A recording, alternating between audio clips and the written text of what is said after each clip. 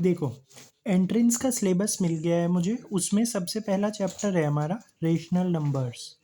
Rational numbers से start करते हैं और बहुत जल्दी कवर करेंगे क्योंकि एंट्रेंसेस बहुत पास हो गए हैं। अब देखो, रेशनल नंबर क्या होते हैं?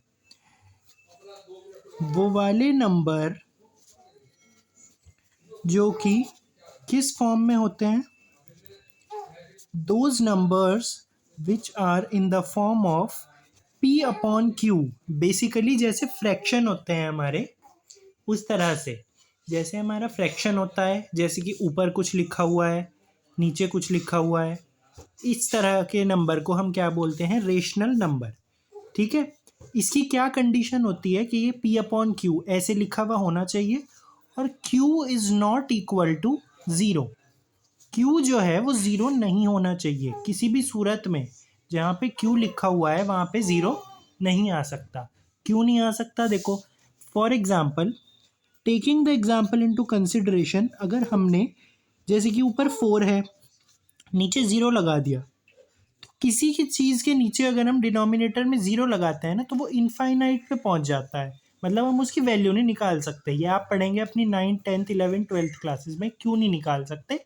निकालना भी सिखाएंगे वो कि कैसे। अभी हमारे पास सिर्फ इतना है कि अगर उसके नीचे ज़ीरो लग गया है तो वो इनफाइनाइट है और हम उसकी वैल्यू नहीं निकालेंगे। तो रेशनल नंबर क्या है हमारे पास? वो नंबर जो कौन सी फॉर्म में लिखा हुआ होता है? p अपॉन क्यू की फॉर्म में, जिसकी कंडीशन क्या है कि q जो है वो ज़ीरो नहीं होना चाहिए। ठीक है। अब देखो, अब एग्जाम्पल के तौर पे कौन कौन से रेशनल नंबर हो सकते हैं? वन, वन भी एक रेशनल नंबर है। Two, three and so on. कितने ही नंबर हो, कोई भी नंबर हो, वो रेशनल नंबर होता है। Either positive, either negative, whole, कैसा भी नंबर हो वो सब रेशनल नंबर होता है। कैसे? देखो, हमने हमेशा से पढ़ा है कि जिसके नीचे कुछ नहीं होता उसके नीचे वन होता है। तो आ गया इस वाली फॉर्म में, p अपॉन क्यू की फॉर्म में। इसके नीचे कुछ नहीं, इसके नीचे वन। इसके नीचे भी कुछ नहीं, इसके नीचे वन। ठीक है। तो रेशनल नंबर वो खाली ऐसे भी लिख के दे सकता है, ऐसे भी लिख के दे सकता है, ऐसे भी लिख के दे सकता है और ऐसे भी लिख के दे सकता है, ऐसे भी। नेगेटिव भी दिया उसने, पॉजिटिव भी दिया उसने, और सिर्फ ऐसे ही लिख के दे दिया उसने। ठीक है। ऐसे ही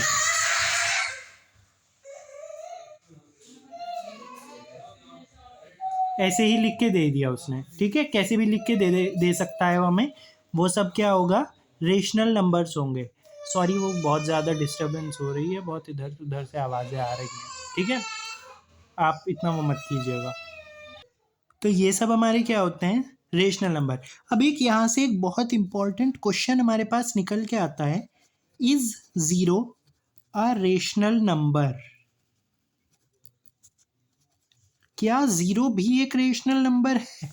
बताइए, क्या ज़ीरो एक रेशनल नंबर है? Yes, zero is also a rational number. क्योंकि उसने कंडीशन दी है कि क्यू नहीं हो सकता ज़ीरो। पी के बारे में तो उसने कहा ही नहीं कि पी क्या हो सकता है क्या नहीं हो सकता है। तो यहाँ पे पी की वैल्यू क्या आ गई? ज़ीरो आ गई। और जिसके नीचे कुछ नहीं उसके नीचे कौन? वन। तो आ गया पी अपॉन क्यू की फॉर्म में। तो ज़ीरो भी क्या हो गया हमारा? एक रेशनल नंबर। ठीक है। ये होते हैं हमारे रेशनल नंबर्स। अब देखो, अब हम स्टार्ट करते हैं एक्सरसाइज कैसे स्टार्ट होती है हमारी। सबसे पहली चीज़ हमारे पास आती है, सबसे बेसिक चीज़। दो तरह की होती हैं। एक होता है हमारे पास एडिटिव इनवर्स। ठीक है। दूसरा होता है हमारे पास मल्टीप्लिकेटिव इनवर्स। देखो, अब यहाँ पे इनवर्स का मतलब समझना बहुत ज़रूरी है। बच्चे के पास कंसेप्ट आता है लेकिन वो क्वेश्चन नहीं समझ पाता, इसलिए वो आगे कर नहीं पाता। ठीक है। तो हमें पहले कंसेप्ट को तोड़ के समझना है अच्छी तरह क्वेश्चन को, कि वो कहना क्या चाह रहा, पूछ क्या रहा हमारे से। Additive inverse. एडिटिव इनवर्स का मतलब, इनवर्स का मतलब होता है उल्टा। एडिटिव इनवर्स का मतलब होता है जैसे कि आपको कोई भी लिख के दे रखा है। ठीक है।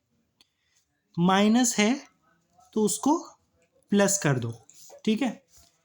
प्लस है उसको प्लस ही रहने दो, बस इतना सा काम करना आपको, कुछ नहीं करना है।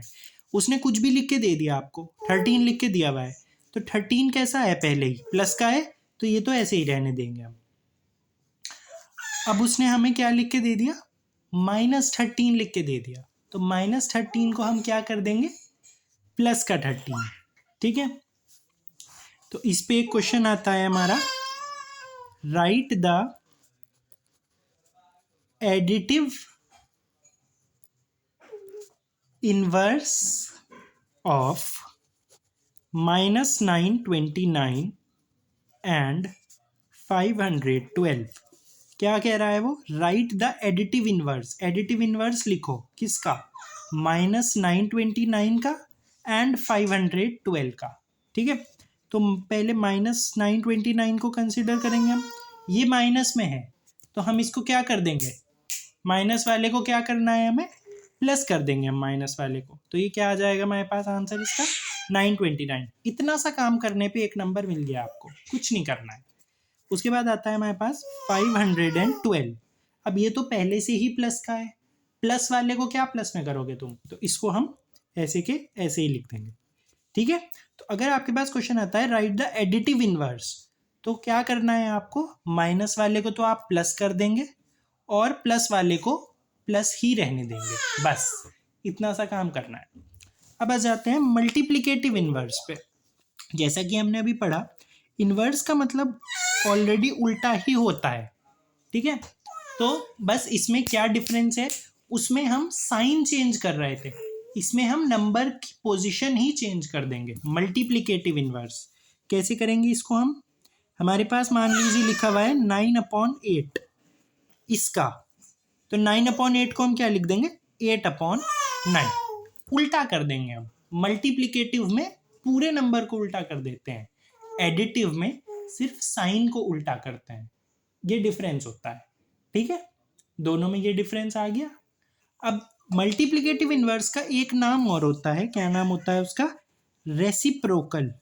क्या नाम होता है, तो या तो वो आपको लिख के देगा, क्या लिख के देगा वो, write the reciprocal of the following, या फिर वो लिख के देगा write the multiplicative inverse of the following. इन दोनों में से कोई भी क्वेश्चन लिख के दे देगा, मतलब एक ही है। जैसे कि एक क्वेश्चन है हमारे पास, राइट द मल्टीप्लिकेटिव